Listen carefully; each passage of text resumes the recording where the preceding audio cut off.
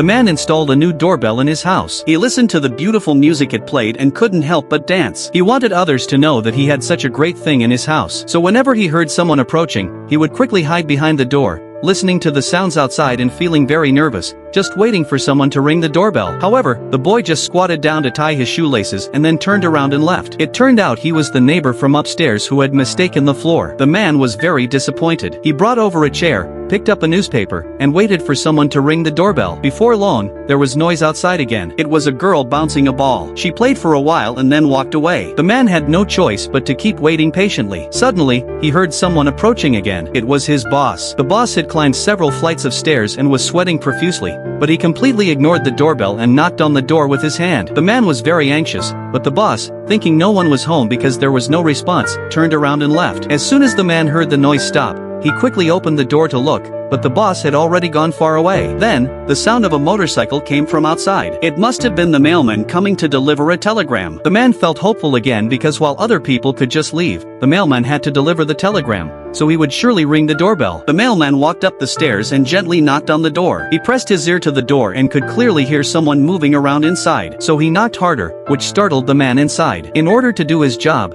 the mailman had to knock even harder. The man became very angry and started knocking on the door in frustration, and so, they began pounding on the door at each other. Finally, the man couldn't stand it anymore and opened the door and rushed out. The mailman quickly handed him the telegram. The man took the telegram and gradually calmed down. The mailman handed over a pen, and after the man signed for it, the mailman turned around and left. However, the man suddenly had an idea. He quickly pulled the mailman back and showed off his new doorbell. The mailman, not understanding the man's intention, didn't respond and just turned around and left. The man kept staring at the doorbell, waiting for the beautiful music to play. But the mailman never came back to ring the doorbell again. Seeing that no one cared about his expensive new doorbell, the man was extremely disappointed.